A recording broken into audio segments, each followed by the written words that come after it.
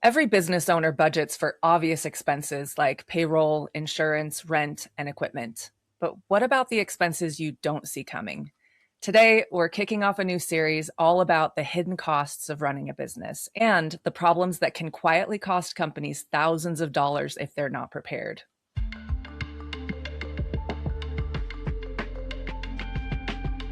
Hey there, and welcome back to the Martino Minute, where we pull back the curtain on how things actually work so you can make better decisions for your business. I'm Selena Martino here with Steve Martino. And in this first episode, we're introducing 7 hidden costs that every business owner should understand. Then, over the next several episodes, we'll dive into each individually and talk about how you can avoid them.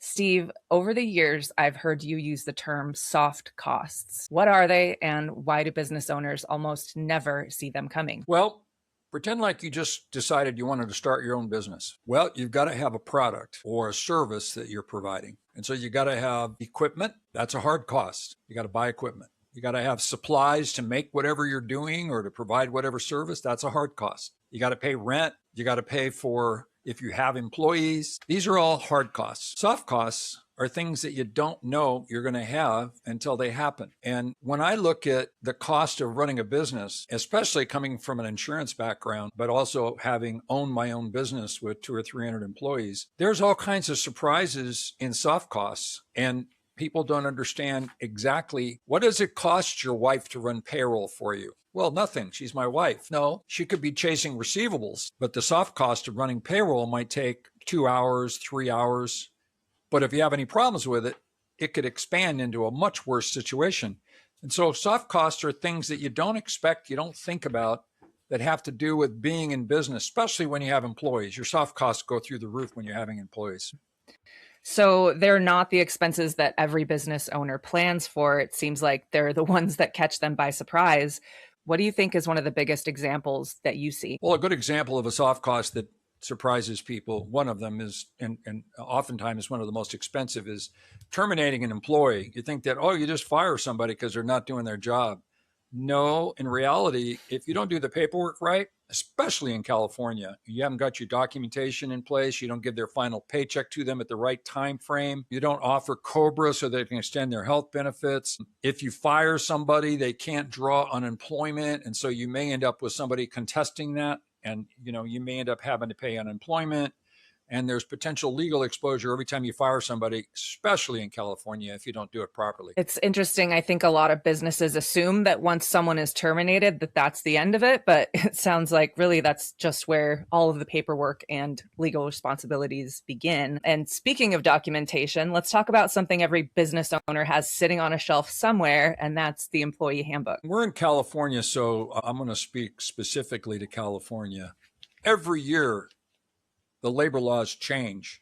They change so rapidly that I don't even know myself personally. And if you haven't updated your handbook every year to find out what's changed, and also go back and train the employees, make sure you educate the employees how to follow the handbook, there's all kinds of problems that you can run into that can roll into much, much higher liability than you ever think. But even if you have the right policies written down, someone still has to follow them. And that's where HR problems can start. Let's talk about HR complaints, because I know that could be a big one. Yeah, it's interesting. If you have a handbook, but you don't have an HR person who is actually training the employees on how to use the handbook and guidelines on how to follow, you could have a supervisor who represents your company say something to a lower level employee that's discriminatory or racist and not even know it. And when that happens, a complaint comes in. If you don't actively pursue that complaint in an HR compliant way right away, that can roll into a much, much worse situation. And insurance, I have many employers go, yeah, but I have insurance for that. Insurance will not cover an illegal act. And so the whole idea of a handbook in HR is to prevent you from having done anything wrong before you do it, not after you do it. HR doesn't get involved after something happens. They should be involved way ahead of time. It seems like just one supervisor could say something wrong, and then a small issue becomes an HR complaint, and then it just snowballs from there. Sometimes it doesn't even take a complaint. Sometimes all it takes is an accident. What about OSHA? Yeah, Cal OSHA, I was a manufacturer with 300 employees, as I said before, and Cal OSHA, when they come in and inspect your facility, they aren't on your side. They're not trying to help you run a business. They're trying to find violations, and almost everybody has some kind of small violation. And so if you have a regular accident, where OSHA comes in and goes, you know what? I think we better investigate this because this guy got his fingers cut off in a stamping machine, and it probably doesn't have the double push, so you don't have your hand in it when the press comes down. You don't want that. Again, just like HR, you want whoever you have in charge of your safety programs to understand what the Cal OSHA regulations are and to make sure you're compliant, because if you have an accident, Cal OSHA comes in and they find out that you were not compliant, not paying attention, they'll fine you, it'll go on your record, and it'll actually drive up your insurance when the insurance carrier sees that you got fined by Cal OSHA. So, once Cal OSHA arrives, I'll get calls from business owners going, what do I do? And it's like, well, you're going to have to get a consultant, a safety consultant, to interpret what Cal OSHA is saying is wrong so you can fix it, whatever it is. It may be the way your building's wired. It may be all kinds of things. But Cal OSHA is not going to fix anything. They're going to write you a tag, and it's basically like being pulled over by the CHP. Here's your ticket. Show up in court and show that you fixed it, or we're going to fine you. Sometimes you don't even get a chance to fix it. They just fine you or shut you down. And once government agencies get involved, it really highlights something that business owners often overlook, and that's the administrative side of running a company. Let's talk about payroll compliance. Yeah, I've had many companies go, I want to do my payroll in-house. I can do it for nothing. I use QuickBooks, yada, yada. Doing payroll, just actually processing checks, is not the difficulty in payroll. The difficulty in payroll is all the federal, state taxes, withholding, garnishments, deductions for employees, along with making sure that you're following the wage laws because they change constantly. So when I talk to business owners and they're doing their own payroll, I have to be very respectful. But one part of me goes, you're what? You're doing your own payroll. Do you know how cheap it is to have all of that handled for you? We're talking $1, $2 a check. And it's compliant because, ADP or Paychex or some payroll company is doing all that. And so a lot of times people think, well, yeah, but it's not a big deal. A mistake on payroll can turn into hundreds of thousands of dollars fine, literally. And there's no insurance for it. Not to mention, let's say you made a deduction for somebody's health insurance incorrect, and the health insurance got canceled for whatever reason, and then that person ends up going to the doctor and they're sick. Guess who's on the hook for that? You.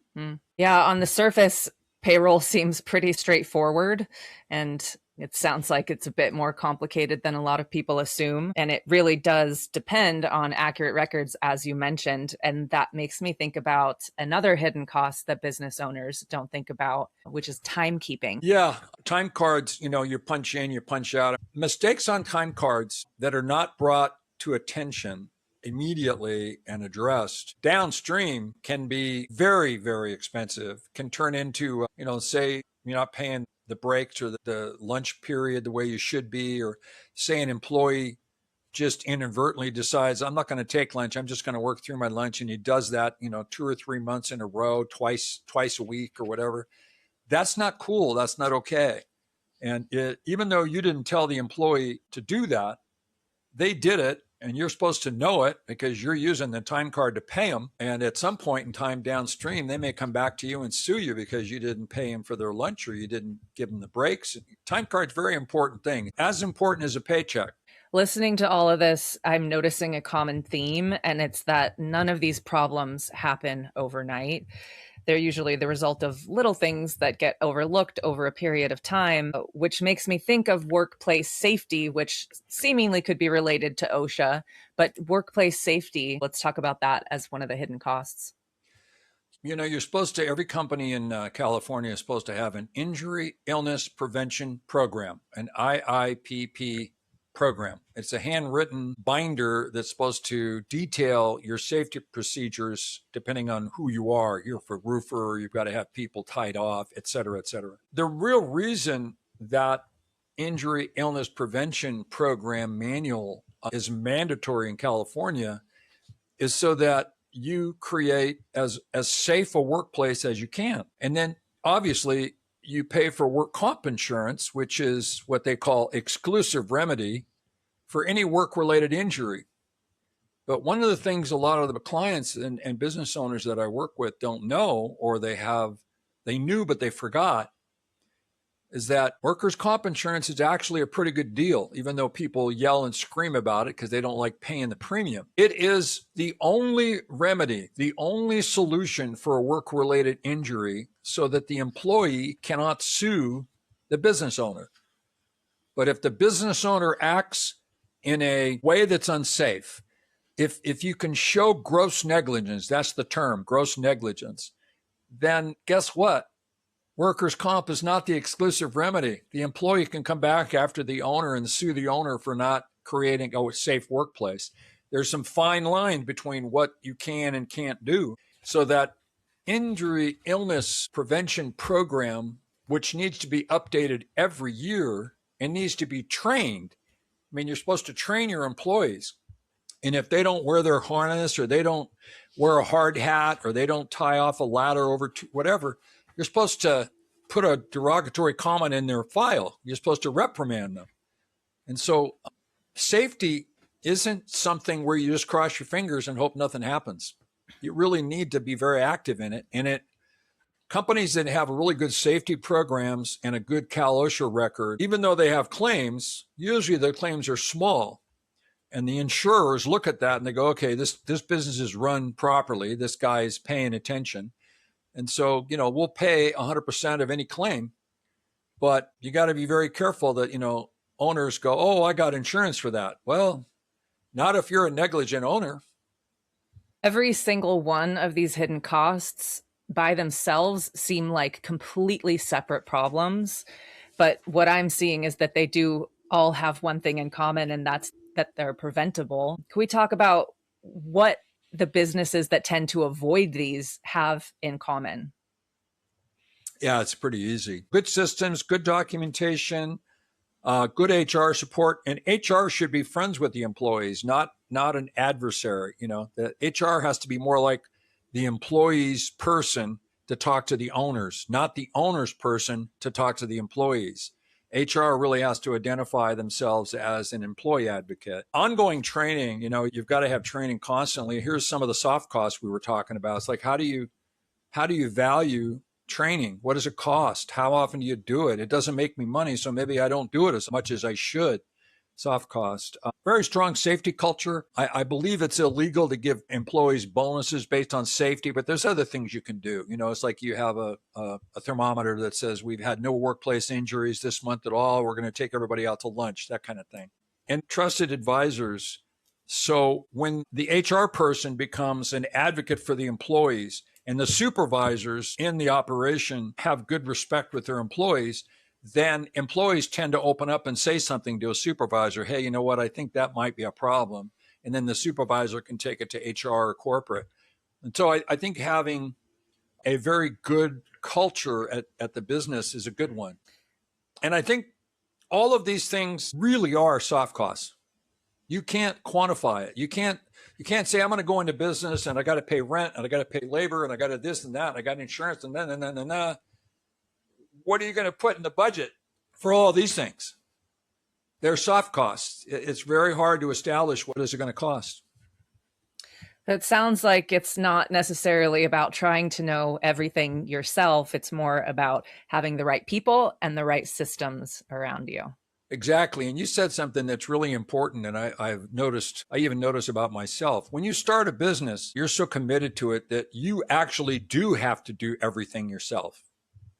And then as the business grows, you've got to delegate that responsibility to other people. They may not do it the same way you do it, but you're going to have to let go and find qualified people to do the different things that you thought you could do yourself, because we all know, you can't do everything yourself, and you have to create good employee morale, good structure, and you have to care about your employees enough where they will tell you ahead of time, instead of waiting until something happens and then suing you with an attorney. Let go to grow. Well, that's it for this episode. Today was really just an introduction into some of the hidden costs that can catch business owners off guard. And over the next several episodes, we're going to take a deep dive into each one of these topics and unpack it a little bit more, sharing real examples, common mistakes, and practical ways to help you avoid them. If you found this episode helpful, be sure to subscribe so you don't miss the rest of the series. And we'd love to hear from you. What's one hidden cost that you've experienced as a business owner that caught you completely off guard? Let us know in the comments below. Thanks for watching, and thank you, Steve. You're welcome. We'll see you guys in the next episode.